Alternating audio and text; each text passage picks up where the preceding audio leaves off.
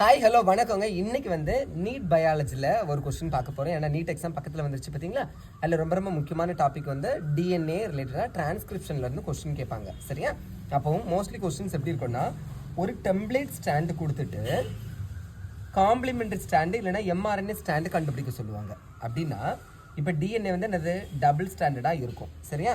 DNA double ஸ்டாண்டில் 2 stand இருக்கும். ஒன்று டெம்ப்ளேட் ஸ்டாண்டு, இன்னொன்று கோடிங் ஸ்டாண்டு. சரியா?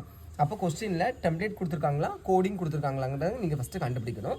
கோடிங் வந்து நம்ம இன்னொரு வீடியோவில் பார்க்கலாம். இப்போ வந்து டெம்ப்ளேட் ஸ்டாண்டு கொடுத்துருக்காங்க, கொடுத்துட்டு அதனோட எம்ஆர்என்ஏ ஸ்டாண்டு இல்லைன்னா காம்ப்ளிமெண்டரி ஸ்டாண்ட் கண்டுபிடிக்க சொல்கிறாங்க. சரியா?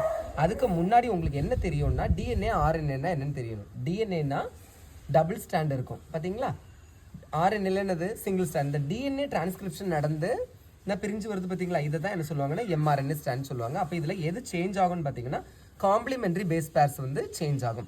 காம்ப்ளிமெண்டரி பேஸ் பேர்னா டிஎன்ஏக்கு ஏனா அடினைன் எப்போவுமே தைமின் கூட தான் பைண்ட் ஆகும், குவானின் எப்போவுமே சைட்டோசின் கூட தான் பைண்ட் ஆகும் with help of hydrogen bonds. இங்கே வந்து 2, இங்கே வந்து என்னது 3.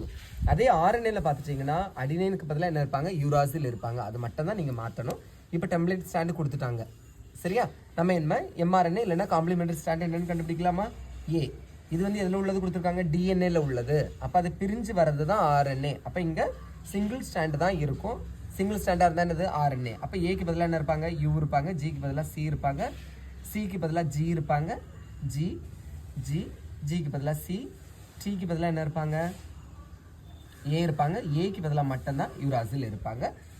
இது எப்போவுமே என்னது 5 பிரைமில் இருந்து 3 பிரைமுக்கு இருக்கும். இதுதான் ஆன்சர். ஓகேவா? அப்போ டெம்ப்ளேட் ஸ்டாண்டு கொடுத்துட்டு எம்ஆர்என்ஏ இல்லைன்னா காம்ப்ளிமெண்டரி ஸ்டாண்டு கேட்டாங்கன்னா அது மஸ்ட் என்னது தான் 5 பிரைம்ல இருந்து 3 பிரைமுக்கு. அப்படியே இதுல இருந்து இதில் ஆப்போசிட் மாற்றிக்கணும். ஏக்கு பதிலாக மட்டும் யூ போட்டுக்கணும். ஓகேவா? புரிஞ்சிருக்கும்னு நினைக்கிறேங்க. பிடிச்சதான் லைக் பண்ணுங்கள். தேங்க்யூ.